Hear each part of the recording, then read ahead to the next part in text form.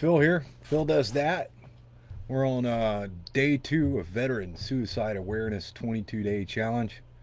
I'm probably going to extend it past 22 days, but that's just because I take it the extra step. Anyway, uh, yesterday we talked about the introduction to what I'm doing here. Basically, I was challenged to a 22-day, 22 push-ups to raise awareness to veteran suicide. I decided that I'm going to do 22 talks. So, yesterday we talked about nightmares. Today we're going to talk about guilt. Um, so, you got two different types of guilt there that are categorized mainly in the profession. Once again, I am not a mental health expert, I'm not a counselor. Uh, I'm just a veteran that lives with guilt. Okay? So, uh, what the big heads call it is disproportionate guilt.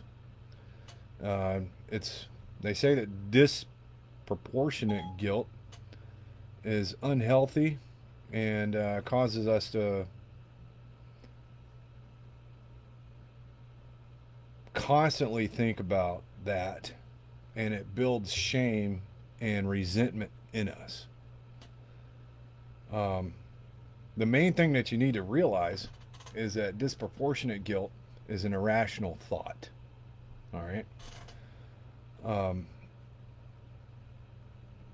you you have to realize that you can't control the actions of other people. If it was in the far past or in the recent past, uh, you can't control what someone else did or did not do. You're only responsible for your own actions. Now, hindsight is always 2020, right? We can't go back in the past and change the action that we took or change the action that we did not take or do a whiteboard. We can't go back in the past and do that. So um, if we carry that shame on our shoulders, it's called disproportionate guilt, and it's super unhealthy. Um, the way it affects us is it affects our uh, ability and our confidence to make decisions. It makes us hesitant to enjoy life. We also ignore our own needs, and then we become, or we try to become, the the super pleaser of other people. Like, we try and pour everything into making someone else happy because we're so freaking miserable living with that guilt. We ignore everything that we want and try and make everything better for somebody else while we're inside, we're absolutely destroyed over that guilt. It's a form of self punishment and creates self loathing within yourself. Uh, you can it can lead you to overinterpret other people's thoughts and actions towards you. You could think it was something against you or towards you, and they weren't even referencing you at all. So it creates this, I don't know, an altered state of consciousness. Um, you can become obsessed over that action that you did or didn't or had no control over, and that will impact your actions, your words, and your decisions today.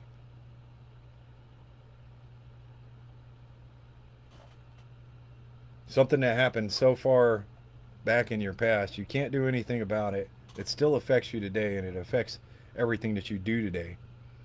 And that leads to more stress. So it stacks on top of it self. So you get chronic and unnecessary stress on your life, It impacts the quality of your life, and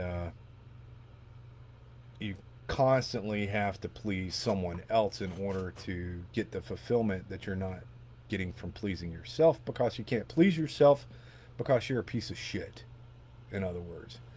So I hate to say it that way, but that's the way it feels in me.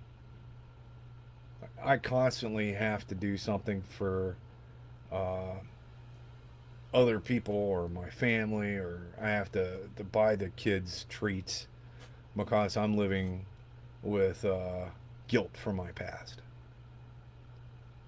That is another precursor to veteran suicide. You know, it's not just guilt that caused someone to have suicide or commit suicide. It's not just nightmares. It's a complete interaction of factors that stack on top of each other that lead to this uh, tragedy that is suicide. So uh, let's think about guilt. Uh,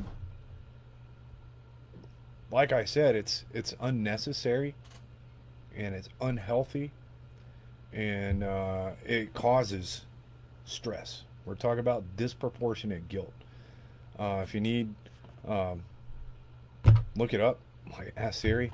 Laura Lynn has posted some fantastic links in the comments already. Thank you so much, Miss Watson. And brother Eric Mullinex, it's good to see you. I had to start early, man. I'm sorry, but let's see if I got any more comments. Please, guys, interact. If you're watching this, leave me a comment. You know, uh, what I'm trying to do here is say, hey, this is normal. It's okay for you to hurt. It's okay for you to have nightmares. It's okay for you to have guilt. And the more of us that come out and say this, the more the guys who are seriously considering suicide will realize that, hey, they're not that jacked up. That there is hope. That there is help out there available.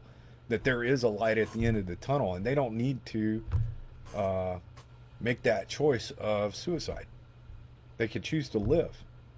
So if you experience guilt, if you've experienced nightmares, if you've experienced uh, suicidal thoughts, drop me a line, freaking blow it up in the comments, shoot me a instant message, shoot me a text, shoot me a phone call, 253-579-5365.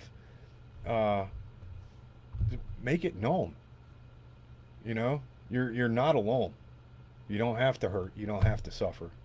We can get through this together. We can do all this together. All right?